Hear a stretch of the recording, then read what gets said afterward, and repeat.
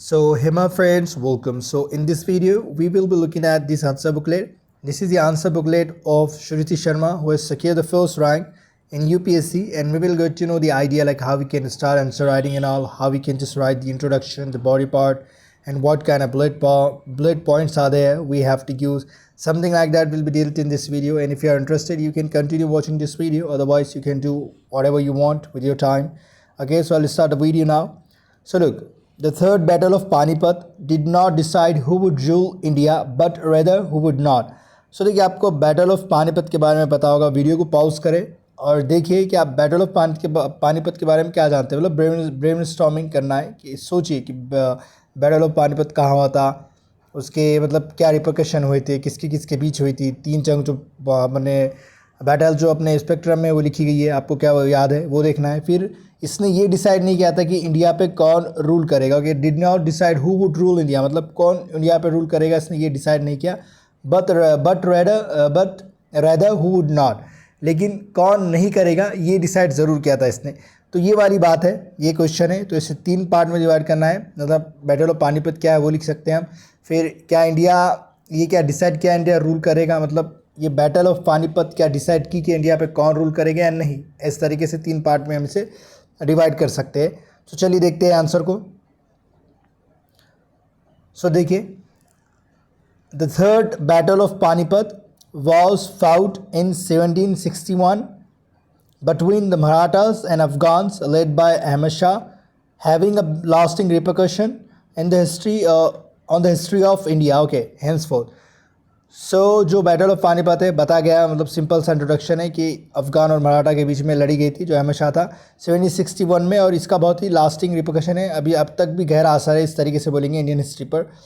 फिर इसके बाद देखिए कि हमें जो डिवाइड करना है सेक्शंस को, क्वेश्चन के पार्ट को, वो क्या था कि डिसाइड कौन करेगा, मतलब इसने डिसाइड नहीं किया कि कौन रूल करेगा, वो पार्ट था पहला. So the Afghans who won the war did not want to capture India but merely wanted to teach Marathas a lesson for interfering in their territory. तो अब देखिए अफगान्स का इंटेंशन बिल्कुल नहीं था. They had no intention of capturing India at all. They just wanted to teach a lesson.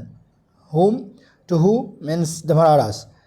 सो वो मराठास को सिर्फ लेसन सिखाना चाहते थे, सबक सिखाना चाहते थे कि आप हमारे टेरिटरी में इंटरफेयर ना करें, घुसपैठ वगैरह इन्फिल्ट्रेट जो भी था वो ना करें. Therefore they just fought this battle and they succeeded, and they didn't want to capture India at all. That was the reason.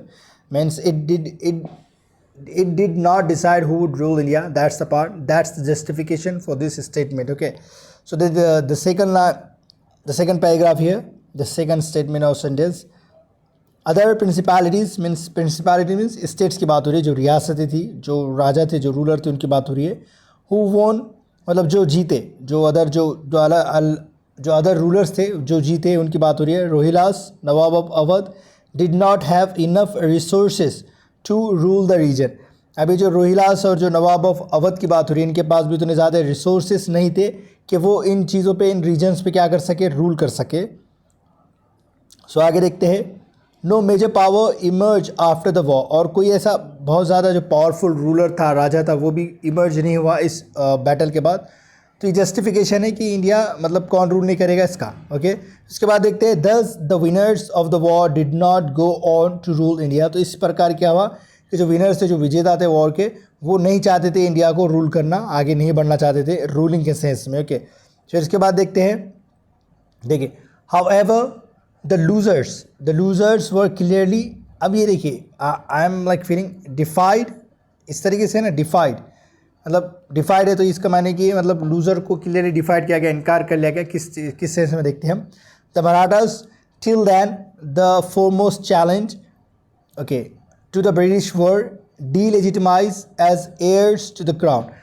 अब ये जो लूज़र थे, मतलब जो हार चुके थे बैटल में, उनका ना क्या अधिकार छीन लिया. देखिए मतलब किस तरीके से वो, जो अब तक जो मराठास थे, एग्जाम्पल दिया गया कि कितना बहुत बड़ा चैलेंज थे किसके लिए, ब्रिटिश के लिए, लेकिन अब उन्हें जो विरासत से जो वारिस थे क्राउन के, ऐसा मतलब उन्हें एक अहदा दिया गया था, वो छीन लिया गया, इस तरीके से बोल सकते हैं हम. Okay, internal weaknesses of the Maratha. जैसे अब इंटरनल वीकनेस मतलब मराठा उसके बीच में भी क्या था, प्रॉब्लम था अंदर स्ट्रक्चर में. जैसे internal rivalry, lack of centralize command. Okay, कोई एक सेंट्रलाइज कमांड भी नहीं थी.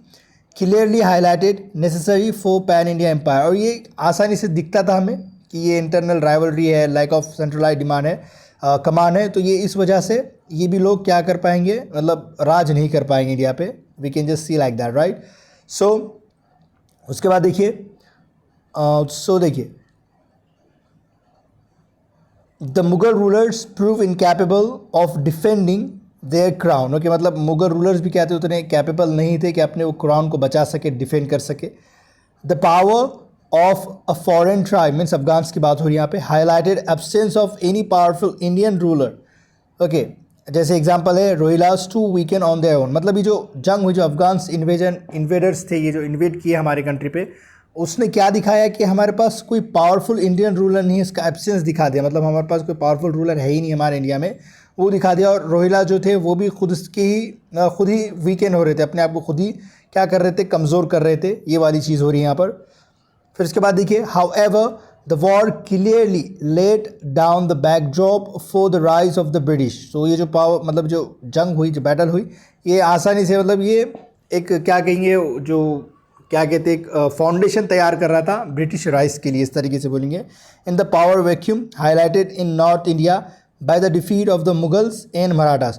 तो ये जो पावर है कि मतलब अभी किसी का अधिकार नहीं, कोई रूलर नहीं है पावरफुल रूलर, तो एक तरह से पावर वैक्यूम क्रिएट हो गया था। तो ये ब्रिटिश राइज के लिए एक तरह से फाउंडेशन का काम कर रहा था नॉर्थ इंडिया में, specially after the battle. So this was the video, and if you have learned something new, and if you could know something from this question, so you have to just tell us in the comment section in bullet points, okay, to be precise, so the other students can take help from those points and all, and we can just enrich our notes and all in the answers as well if you get the chance to write in the mains. And if you are still watching, so thanks for watching this video.